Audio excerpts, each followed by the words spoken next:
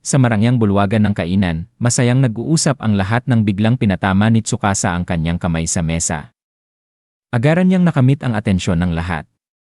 Matatag ngunit tapat ang kanyang tinig habang nagsasalita sa kanyang mga kaklase, inaalala kung paano sila biglang dinala sa ibang mundo noong nakaraang araw. Inamin niyang halos wala silang oras para makarecover mula sa pagkabigla, ngunit ngayong medyo kalmado na ang lahat, naniniwala siyang panahon na para magdesisyon sila sa susunod na hakbang.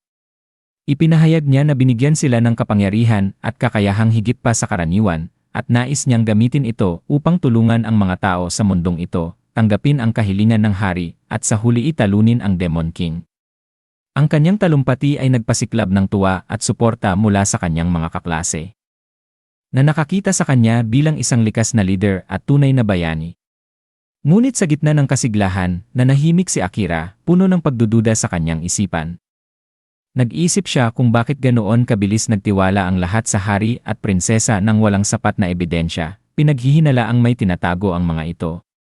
Habang aktibo ang kanyang kakayahang, concealed presence, tahimik siyang kumakain, iniisip kung mas mabuti bang tuluyan na siyang humiwalay sa grupo. Pagkatapos mag-almusal, dinala ang klase sa malawak na training grounds na mas engrande pa kaysa sa kanilang track field sa paaralan.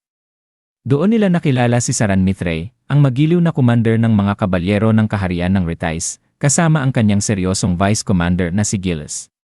Ipinaliwanag ni Saran na sa loob ng isang buwan, ipadadala sila sa isang underground labyrinth upang subukin ang kanilang kakayahan sa labanan, at sa panahong iyon, magsasanay sila araw-araw sa ilalim ng gabay ng mga kabalyero.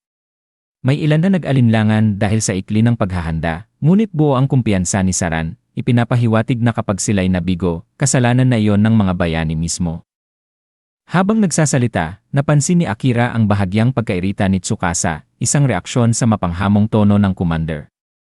Lalong kinagulat ni Akira nang kahit aktibo pa ang kanyang concealment skill, ay diretsyo siyang tinitigan ni Saran. Nabahala, nagpasya siyang tahimik na lumayo, ngunit sinundan siya ni Saran, ibinunyag na mayroon siyang magic eyes na kayang makita ang mga nakatago. Sa halip na parusahan siya, tinanong ni Saran kung saan siya patungo.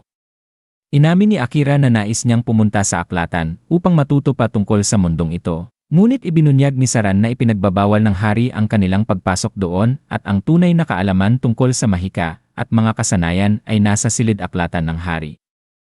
Nagkasundo silang magpalitan ng impormasyon. Ibabahagi ni Akira ang kaalaman tungkol sa kanyang mundo at kapalit nito'y ibabahagi ni Saran ang tungkol sa kanilang mundo.